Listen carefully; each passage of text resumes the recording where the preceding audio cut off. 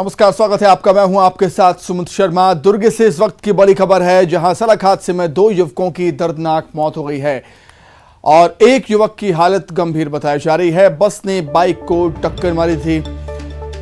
Bike पर सवार थे 3 युवक। धमधा बेमित्रा मुख्य मार्ग की घटना। तो दुर्ग में सड़क हादसे में 2 युवकों की दर्दनाक मौत हो गई। एक युवक की हालत गंभीर है। बस ने बाइक को टक्कर मारी थी। बाइक पर 3 युवक सवार थे। धमधा बेमित्रा मुख्य मार्ग की यह घटना बताई जा रही है। वहीं बिलासपुर में महिला ने बीच सड़क पर युवक की चप्पल से जमकर पिटाई कर दी। पिटाई का वीडियो सोशल मीडिया पर वायरल हो रहा है। बाइक को टक्कर मारने से महिला नाराज हो गई और युवक को पीट दिया। ये पूरा मामला तखतपुर थाना क्षेत्र का।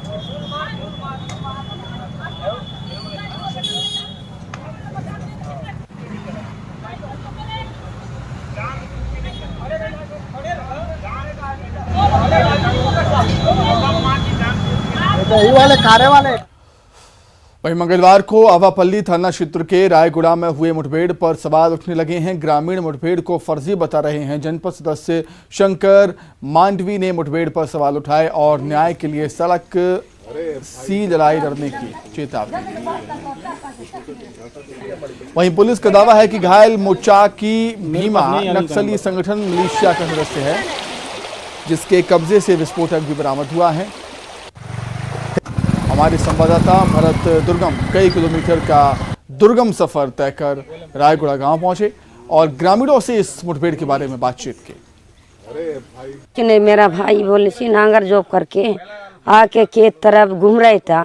उसको नक्सली बोल करके इन लोग पुलिस लोग आ करके मेरा भाई को पकड़ के गोली मार के ले गए। कल पुलिस ने दावा किया था कि आवापल्ली थाना क्षेत्र के अंतर्गत पुलिस और नक्सली की मुठभेड़ हुई है। उस मुठभेड़ में पुलिस ने यह दावा किया था कि एक नक्सली जो है बुरी तरीके से घायल है, जिसका उपचार जिला चिकित्सालय बीजापुर में चल रहा है।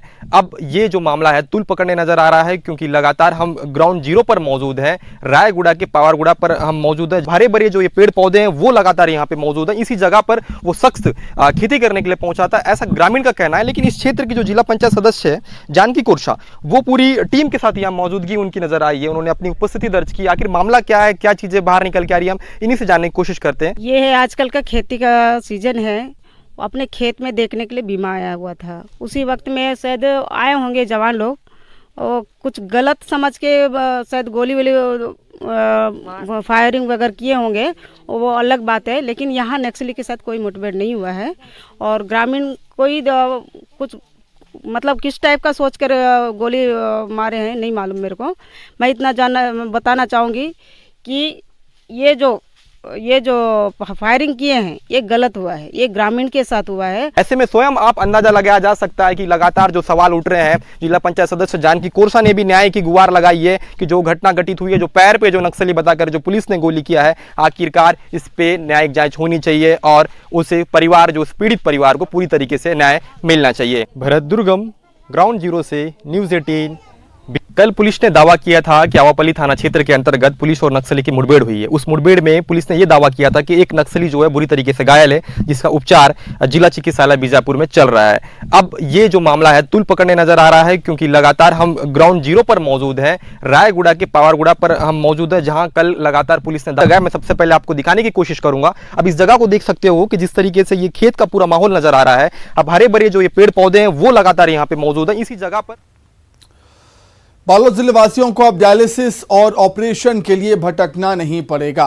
जिला अस्पताल में विशेषज्ञ नहीं होने के कारण कई महीने से ना तो डायलिसिस हो पा रहा था और ना ही ऑपरेशन। लेकिन लोगों को होने वाली परेशानी को देखते हुए जिला अस्पताल में विशेषज्ञों की तैनाती कर दी गई। जिला अस्पताल बालोद में फिलहाल 3 डायलिसिस मशीन है और डायलिसिस शुरू भी हो गया है, जिसके चलते अब किडनी से संबंधित बीमारी वाले मरीजों को डायलिसिस के लिए जिले से बाहर नहीं जाना पड़ेगा। जिला अस्पताल में ही डायलिसिस की निःशुल्क सुविधा मिलेगी। वहीं अस्पताल में सिजेरियन डिलीवरी की सुविधा भी शुरू हो गई है। हमेशा ये रहती है कि ज़्यादा से ज़्यादा सुविधाएं दी जाएं। बीच में हमारे पास कुछ डॉक्टर्स की कमी थी, इस कारण से वो कुछ कर पाना संभव नहीं हो पा रहा था। अभी माननीय मुख्यमंत्री जी का भी निर्देश मिला था डायलिसिस के लिए, उसी परिपालन में डायलिसिस भी शुरू कर दी गई है और कोशिश ये रही है कि मैक्सिमम जो सिजेरियन ऑपरेशंस हैं वो भी जिला अस्पताल में हो, लोगों को इसका लाभ मिलेगा। वहीं कांकेर जिले के मरकाचुआ गांव में बांस बल्ली से छात्रों के लिए क्लासरूम बनाया जा रहा है। मरकाचुआ ग्राम पंचायत लक्ष्मीपुर का आश्रित गांव, जहां का स्कूल भवन जर्जर हो चुका है। पानी रिसने से सीजन में छात्रों को बैठने में तकलीफ होती है। ग्रामीण कई बार स्कूल भवन की मरम्मत की मांग कर चुके हैं, लेकिन इस ओर किसी का कोई ध्यान अभी तक नहीं गया। अपने बच्चों का भविष्य और उनकी सुरक्षा को देखते हुए परिजन ने खुद क्लासरूम बनाने का फैसला किया है और बांस बल्ली की मदद से झोपड़ी नुमा क्लासरूम बना रहे हैं। देखिए आप तस्वीरों, जिसमें बिना किसी तकलीफ के बच्चे पढ़ाई कर सके। रायगढ़ में कई ऐसे लोग थे जो प्रधानमंत्री आवास की आस लगाए इस दुनिया से चले गए। अब प्रशासन उनके वारिस को ढूंढ रहा है। ये हितग्राही अधूरे मकान बनवा लिए थे, लेकिन मकान पूरा बनने का सपना अधूरा रह गया। हितग्राहियों को समय पर भुगतान नहीं होने के चलते जिले में हजारों घर अभी भी अधूरे हैं। जिले में 15 हितग्राही ऐसे हैं जिनका घर बनाने का सपना पूरा होने से पहले इस दुनिया से वो अलविदा हो गए। ऐसे में अधिकारी मृत हितग्राहियों के उत्तराधिकारी की तलाश कर रहे हैं ताकि उनके मकान का अंतिम भुगतान किया जा सके। ब्लॉक से जो डेटा मंगाया है, जो हितग्राही मृत हो गए और जिनके आवास पूर्ण हो चुके हैं, तो रायगढ़ जिले से हमारे पास टोटल 15 का डेटा आया हुआ है। तो हमने ब्लॉक से ये जानकारी मंगा है कि क्या इन 15 हितग्राहियों के बैंक में कोई ना कोई नॉमिनी है कि नहीं है। तो संबंधित जो ब्लॉक है वो हमको यहाँ से जानकारी प्रोवाइड करेंगे और इसको हम ऊपर राज्य कार्यालय स्तर से बात करेंगे कि हमको इनके खाते में किस टाइप का इनको पैसा दिया जाए। धमतरी के विंध्यवासिनी वार्ड में सेप्टिक टैंक का गंदा पानी बोरवेल में जा रहा है और इसी बोरवेल से वार्ड में पेयजल की सप्लाई होती है। इस गंदे पानी के चलते दर्जन भर घरों में लोगों को उल्टी दस्त की शिकायतें हो रही हैं और चर्म रोग भी फैल रहा है। वार्ड वासियों ने बताया है कि इस समस्या की शिकायत करने पर पार्षद ध्यान नहीं देते।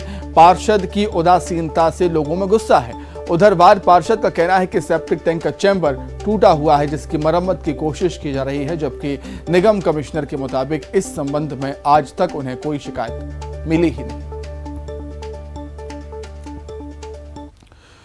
जांजगीर चांपा जिले के नैना नगर पालिका के वार्ड नंबर 10 में 10 नालियां हैं और पानी निकासी की सुविधा नहीं होने से वार्ड वासियों को भारी परेशानी हो रही है। पिछले 2 दिनों से जांजगीर में रुक रुक कर बारिश हो रही है, जिससे जाम नालियों का गंदा पानी वार्ड की गलियों में फैल रहा है। तो वहीं कई वार्ड वासियों के घरों में भी नाली का गंदा पानी घुस गया। सर देखिए, ये दिक्कत तो 3-4 महीना पूर्व से है और यहाँ पर पूरा नाली का पानी रोड में आ जाता है, घर में भर जाता है। उसके बावजूद पानी पूरा तालाब में चला जाता है और बरसात के बाद इतना किल्लत हो गई है कि आवागमन का पूरा रास्ता रुक चुका है। कई बार तो यहाँ पर दुर्घटना की स्थिति बढ़ रही है। रात को इतना दिक्कत हो जाता है कि आदमी आने जाने से परेशान है। पानी बरसात में तो कुछ होता ही नहीं और इसके बारे में कई बार परिषद से और नगर पालिका को अवगत करा दिया, फिर भी कुछ भी कार्रवाई नहीं हो रही है। जी सर, अभी तो देख रहे हैं पूरा गंदा पानी रोड में भरा हुआ है।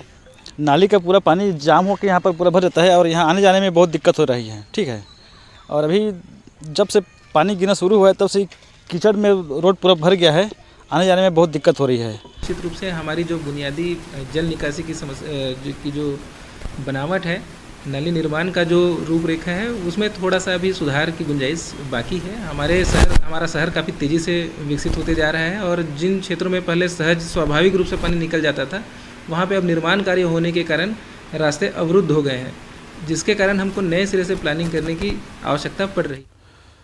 साल 2019 में जगदलपुर के लोहंडीगुड़ा ब्लॉक के पडाजी गांव में एक हाई स्कूल भवन के निर्माण को मंजूरी मिली थी, जिसके लिए 1,11,50,000 रुपए की राशि मंजूर की गई, लेकिन आज तक ये भवन नहीं बन पाया, जिसकी वजह से इस इलाके के छात्रों को शिक्षित करने की योजना खटाई में पड़ती नजर आ रही है। शिक्षा विभाग इस मुद्दे पर कुछ बोलने की स्थिति में नहीं है। वहीं निर्माण कार्य पर नजर रखने वाला PWD विभाग गोलमोल जवाब दे रहा है। उधर भवन का निर्माण कर रहे ठेकेदार का कहना है कि भुगतान से संबंधित कोई भी जानकारी उन्हें याद ही नहीं। हमारे विभाग ने इस स्कूल के लिए 1,11,00,000 की राशि स्वीकृत की है, जो कि लोक निर्माण विभाग को दिया गया है और लोक निर्माण विभाग द्वारा कार्रवाई की जा रही है, किंतु अभी तक हमको हैंडओवर नहीं हो सका। ये 19 का सैंक्शन है और समय सीमा आप लोग जानते ही हैं, मतलब उस समय सीमा में पूर्ण होना था, किंतु कतिपय कारणों द्वारा नहीं हो पाया होगा। इसके लिए हम पुनः लोक निर्माण विभाग को संपर्क कर रहे हैं। हाँ, वो तो प्रगतिरत है, उसको नोटिस दिया गया है, 2 महीने का टाइम दिया है, तब तक नहीं बना पाएगा तो उसको निरस्त करने के लिए चिट्ठी लिखा गया। वो तो फाइल देख के बताना पड़ेगा यार, मौखिक तो याद नहीं है। अब वो कारण बताते हैं, बरसात में रोहित नहीं मिलता है या फिर मजदूर नहीं मिलते हैं। मतलब बाजार में महिला और बाल विकास विभाग की लापरवाही से जिले में 28 आंगनबाड़ी भवन किराए के मकान में संचालित हो रहे हैं, जिसके हर महीने किराए के तौर पर 700 से 750 रुपये दिए जाते हैं। किराए के ये ज़्यादातर आंगनबाड़ी भवन सहायिका या आंगनबाड़ी कार्यकर्ता के ही हैं। साथ ही कुछ किराए के भवन तो ऐसे हैं जो जर्जर हैं, जहां हादसे का खतरा बना रहता है। कई आंगनबाड़ियों में पोषण आहार तक की कमी देखी गई।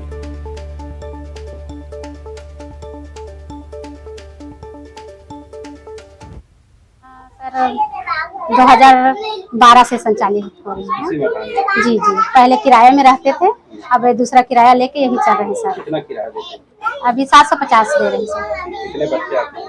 मेरे में 20-15 बच्चे आ जाते हैं। हमारे बाल विकास परियोजना बलौदा बाजार शहरी क्षेत्र के अंतर्गत 31 आंगनबाड़ी केंद्र हमारा स्वीकृत है। उसमें केवल 3 ही में भवन है, बाकी किराए के भवन इत्यादि में संचालित है। बलरामपुर जिले में सड़क हादसों में कमी लाने के लिए यातायात विभाग सघन जांच अभियान चला रहा है और इसी दौरान यातायात नियमों की अनदेखी करने वाले वाहन चालकों के खिलाफ कार्रवाई भी हो रही है। अभी तक जिले में नियमों की अनदेखी करने वाले 31 वाहन चालकों के खिलाफ कार्रवाई की गई, जिनमें से 10,000 से ज्यादा का जुर्माना वसूला गया।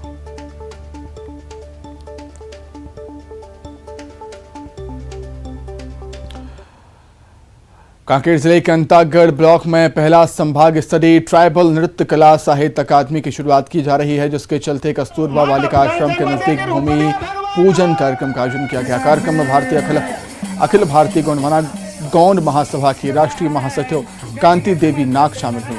वहीं क्षेत्रीय विधायक अनूप नाग समेत जिले भर के प्रमुख प्रतिनिधि और समाज सेवक शामिल हुए।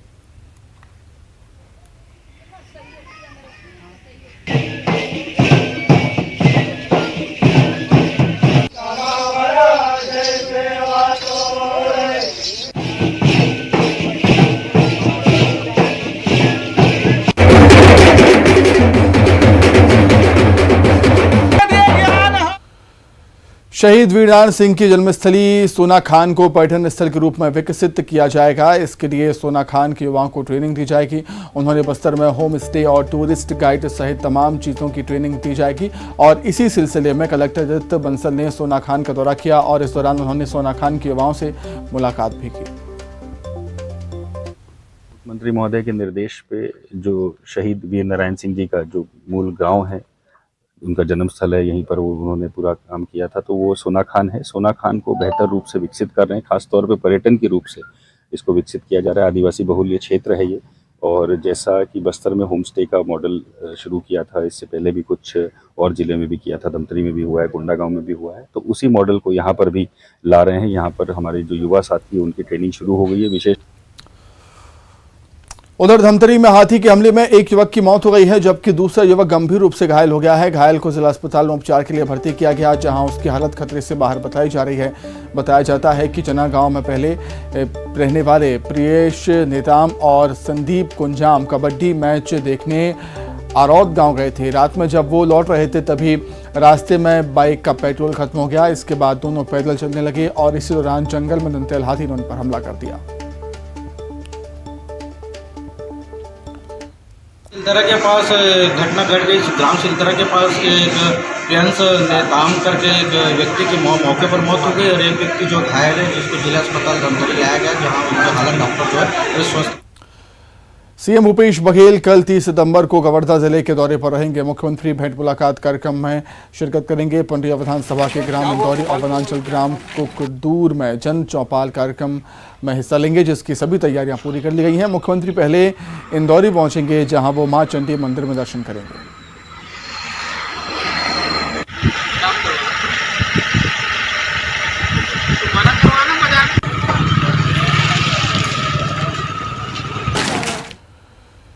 'छत्तीसगढ़ के कैबिनेट मंत्री कवासी लखमा अपने देसी अंदाज के लिए जाने जाते हैं। वे अपने एक दिवसीय प्रवास पर कोंटा पहुंचे, वहां स्थापित मां दुर्गा के दर्शन किए।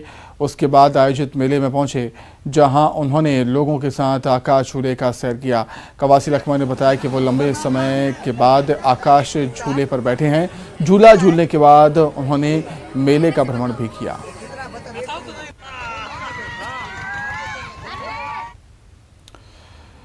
अंबिकापुर में बीजेपी कार्यकर्ताओं ने छत्तीसगढ़ के स्वास्थ्य मंत्री टीएस सिंहदेव के निवास पर तपस्या का घेराव किया और हरदेव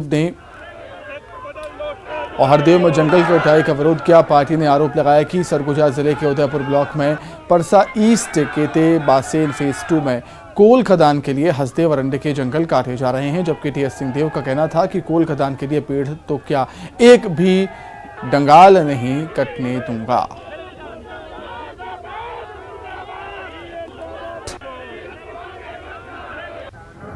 एक तो मुख्यमंत्री ने कहा था कि हम टीएस सिंह चाहेंगे तो एक पेड़ क्या डाली भी नहीं कटेगी, और टीएस सिंहदेव ने कहा था यदि गोली भी चलेगी तो पहली गोली में।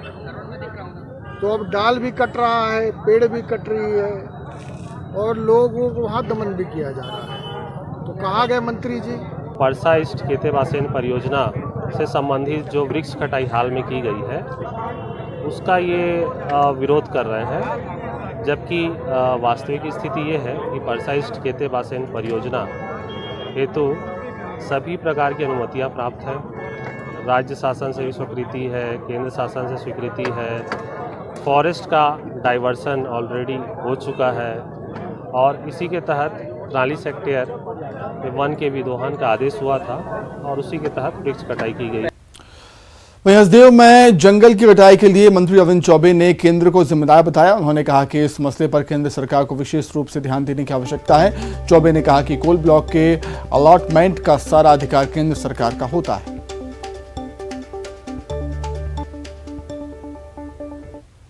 कि ये मामला केंद्र सरकार का विशेष रूप से ध्यान देने की आवश्यकता है। कोल ब्लॉक का अलॉटमेंट का सारा अधिकार, चूंकि कोयला जो होता है मेजर मिनरल में आता है, सारा अधिकार केंद्र सरकार का होता है। हमारी सीमाएं होती हैं, हम लोग जानते हैं हमारी सीमाएं होती हैं, लेकिन आपका प्रश्न जायज है। राहुल जी ने उसका विरोध किया था, लेकिन अब ये ऐसा मसला है जिसमें दोनों सरकारों को बीच में बैठ करके निर्णय लेना होता है। अब जिस प्रकार से वहाँ की परिस्थितियां हैं, कोल ब्लॉक के आवंटन किस तरीके से किया गया, इसका उत्तर तो केंद्र सरकार ही दे पाएगी। बीजापुर जिले के भैरमगढ़ ब्लॉक के 72 लोगों ने कांग्रेस छोड़ बीजेपी का दामन थाम लिया। पूर्व वन मंत्री महेश कागड़ा की मौजूदगी में कार्यकर्ताओं ने बीजेपी ज्वाइन की। बीजेपी में शामिल होने वाले 42 कांग्रेस के सक्रिय कार्यकर्ता थे और इस मौके पर बीजेपी का दामन थामने वालों ने महेश कागड़ा पर अपना विश्वास जताया। वहीं महेश कागड़ा ने इस मौके पर प्रदेश की सरकार पर जमकर निशाना भी साधा। इसीलिए कांग्रेस से बीजेपी का दामन थामा है, क्योंकि हम पिछले कई 4 साल से हमने देखा है हमारी कांग्रेस सरकार का योजना गरीब लोगों तक पहुंचा तो ये विफल रहा। लेकिन पिछला हमारे महेश कागड़ा के कार्यकाल में 10 साल में और बीजेपी सरकार सभी गरीब लोगों का योजना और जन कल्याण पहुंचाने का काम बीजेपी सरकार ने किया है। क्षेत्रीय विधायक की तानाशाही, उनकी भ्रष्टाचार, उनके कमीशन खोरी से तरस आकर कांग्रेस के तमाम कार्यकर्ता जो उनके लिए दिन रात काम करते थे, उनके लिए जो लड़ते मरते थे, जिस तरह से उनको उपेक्षा किया और जनता की जिस तरह से उपेक्षा हो रहा है, विकास के नाम कोई चीज़ नहीं हो रहा है, सिर्फ कमीशन खोरी हो रहा है, उसको लेकर उपेक्षित महसूस करके कांग्रेस के करीब 80 कार्यकर्ता आज भारतीय जनता पार्टी में जिलाध्यक्ष, जिला के मंडल के तमाम पदाधिकारी के ऊपर समक्ष के ऊपर। सीएम भूपेश बघेल ने हिमाचल प्रदेश के सुजानपुर विधानसभा में आयोजित चुनावी सभा को संबोधित किया। सुजानपुर में जन संकल्प रैली में जनता को संबोधित करते हुए बीजेपी सरकार पर जमकर निशाना साधा। नोटबंदी जीएसटी को लेकर केंद्र को घेरा। सबसे पहले उन्होंने कहा कि ये नोटबंदी लागू कर रहे हैं, इससे देश का काला धन आएगा, जितने जमाखोर हैं उसका पैसा बैंकों में जमा होगा, काला धन तो सफेद हुआ, काला धन तो सब सफेद हो गया, आज तक के काला धन का पता नहीं हुआ। लेकिन हमारी माताएं बहनें संकट के समय में घर में जब कोई बीमार पड़ जाए, कोई मेहमान आ जाए, घर में कोई काम हो जाए, उसके लिए छुपा के जो पैसा रखती थी उसको भी भारतीय जनता पार्टी की सरकार ने आपके पैसा को बैंक में जमा करा दिया। फिर उन्होंने कहा किसानों के आय दुगुनी कर देंगे। किसानों के आय दुगुनी नहीं हुई बल्कि लागत मूल्य दुगुना हो गया। किसानों का कर्ज माफ नहीं किया। ऐसी कोई चीज नहीं बची जिसमें जीएसटी न लगता हो। अभी तो शमशान घाट के बारे में भी बात कर रहे थे, उसमें भी टैक्स मत लगा दे। कोई चीज नहीं बची है जिसमें टैक्स नहीं लगा रहे हैं। लूटने का काम, आपके जेब में साइफन लगा दिया, बहनों के पर्स में साइफन पाइप लगा दिया है। पेट्रोल का भाव बढ़ाए, पैसा खींच रहे हैं। डीजल का भाव बढ़ा दिए, पैसा खींच रहे हैं। रसोई गैस की कीमत बढ़ा दिए, पैसा खींच रहे हैं। केवल पैसा खींचने का काम कर रहे हैं, शोषण कर रहे हैं, शोषण। तो इसी के साथ इस बुलेटिन में इतना ही। खबरें लगातार जारी है। नमस्कार।